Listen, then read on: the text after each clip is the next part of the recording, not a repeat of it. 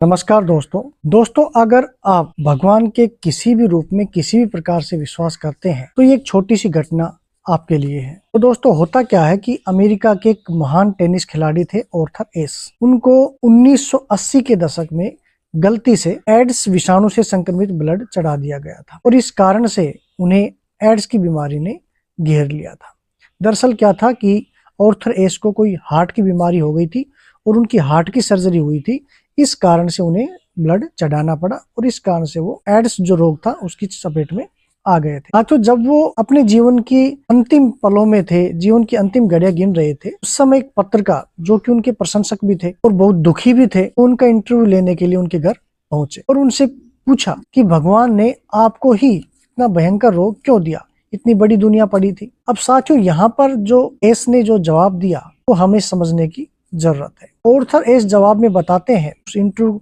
में जो प्रश्न किया उसके जवाब में, देखिए पूरी दुनिया में लगभग 5 करोड़ बच्चे टेनिस खेलते हैं और उन 5 करोड़ में केवल 50 लाख बच्चे ऐसे होते हैं जो टेनिस सीख पाते हैं और उनमें भी केवल 5 लाख बच्चे ऐसे होते हैं जो प्रोफेशनल टेनिस की तरफ जा पाते हैं, बाकी वही रह जाते हैं। और उन 5 लाख में से भी कोई 50,000 अलग अलग उसमें जगह पाते हैं और उनमें से भी केवल 500 लोग ग्रैंड स्लैम तक पहुंच पाते हैं और उन 500 लोगों में से भी, 500 बच्चों में से भी या 500 युवाओं में से भी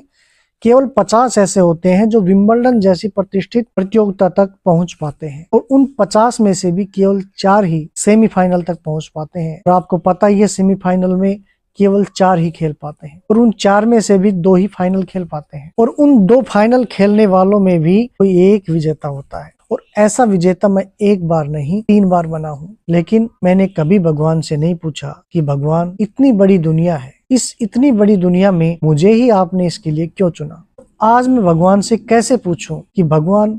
आपने ही मुझे ये रोग क्यों दिया। हालांकि मैं पूछना चाहता हूँ, जब मैं जीत रहा था, दौलत और शोहरत में जीवन बिता रहा था, तब मुझे क्या लगता था, मुझे यही लगता था कि सब कुछ मैं ही कर रहा हूँ, मुझे कभी भगवान की याद नहीं आई। तो आज इस असहनीय और लाइलाज बीमारी में मैं भगवान से कैसे पूछूं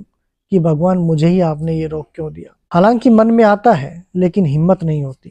होती कि इतना स्वार्थी मैं कैसे बन जाऊं कि जब सुख में याद नहीं किया दुख में याद कैसे करूं। दोस्तों हमें भी इस छोटी सी घटना से ये सीखने की आवश्यकता है कि हमें भी झूठी आस्तिकता में नहीं पड़ना चाहिए। अगर ईश्वर में विश्वास नहीं है तो ठीक है, लेकिन अगर विश्वास है तो जो कुछ अच्छा हो, जब भी कुछ अच्छा हो, तब ही हमें भगवान को याद करना चाहिए और तब भगवान से पूछना चाहिए कि भगवान इतनी बड़ी दुनिया थी, इतने लोग थे, उन सब लोगों में से